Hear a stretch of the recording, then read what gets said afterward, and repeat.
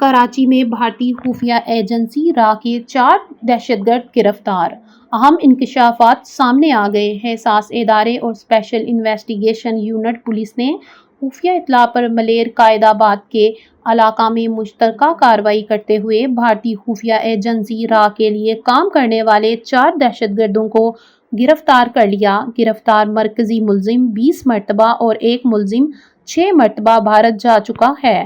تفصیلات کے مطابق حساس ادارے اور اسپیشل انویسٹیگیشن یونٹ پولیس نے را کے لیے کام کرنے والے 4 دہشت گردوں محمد خان بھوریو عرف گلو ولد سونڈ خان، جمن ولد لونگ، اختر عرف فوجی ولد امید، تمیم اور غلام قادر عرف آکاش ولد ایم حسن کو گرفتار کر کے ان کے قبضے سے تخریب کاری کا سامان جس میں 4 ہینڈ گرینیڈ، ایک کلاشنکوف، ایک رائفل، 2 پسٹل اور اہم تنصیبات کی تصاویر اور ویڈیوز اور دیگر سامان برآمد کر لیا۔ S S P S I U Muhammad Shoaib Memon نے اپنے دفتر میں پریس کانفرنس کرتے ہوئے بتایا کہ گرفتار ملزم محمد خان ضلع سجاول کا رہائشی ہے اور 2009 سے یہ بھارتی خفیہ ایجنسی را اور بی ایس ایف کے کیمپ نمبر 59 میں کرنل رنجیت سنگھ سے رابطے میں تھا۔ گرفتار ملزمان وہاں جا کر ہمارے حساس تنصیبات کی تصاویر، معلومات، تنصیبات پر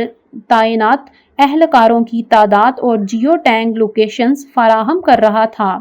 پولیس افسر نے بتایا کہ 2024 میں فوج سے کورٹ مارشل کیے جانے والے ملزم اختر عرف فوجی کو ان کے حوالے کیا اور وہاں سے ان کی تربیت شروع ہوئی۔ اسے سمجھایا گیا کہ وہ کس طرح کراچی کے مختلف مقامات، پورٹ قاسم کے حساس مقامات، فوجی اور پولیس کی تنصیبات کی جیو ٹیگ لوکیشنز دینا ہے۔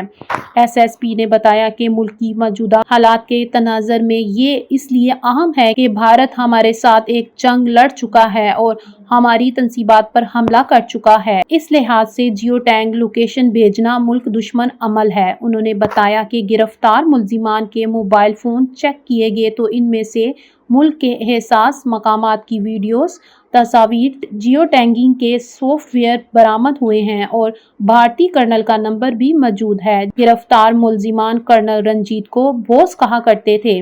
گرفتار ملزمان واٹس ایپ نمبر پر اہم تنصیبات کی تصاویر اور لوکیشن بھیجا کرتے تھے۔ ایس ایس پی نے بتایا کہ گرفتار ملزمان سجاول سے پاکستانی سرحد عبور کر کے سمندر کے راستے بھارت بھی گئے اور وہاں جا کر بی ایس ایف کے کیمپ نمبر 59 میں رپورٹ کرتے تھے۔ ملزمان کو معلومات فراہم کرنے پر رقم کے ساتھ ساتھ شراب اور بھارتی سگریٹ بھی دی جاتی تھی۔ گرفتار ملزمان سے گرینیڈ اور اسلحہ سمیت گاڑیاں بھی برآمد کر لی گئیں جس میں وہ گھوم رہے تھے۔ برآمد گاڑی بھی کسی شہری سے چھینی گئی ہے۔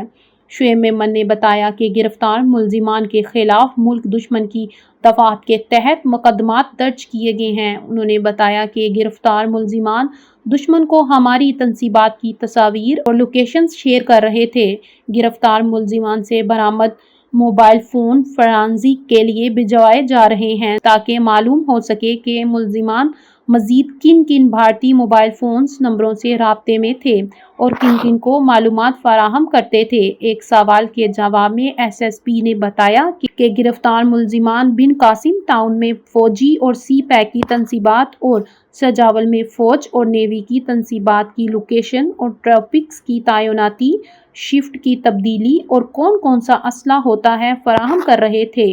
انہوں نے بتایا کہ ایسا لگتا ہے کہ گرفتار ملزمان کوئی بڑا دہشت گردی کا منصوبہ بنا رہے تھے لیکن اس حوالے سے ابھی تک کچھ کہنا قبل از وقت ہوگا۔ گرفتار ملزمان کے قبضے سے پاک آرمی کا ٹریننگ مینول بھی برآمد کیا گیا ہے۔ یہ ایک حساس دستاویزات ہیں۔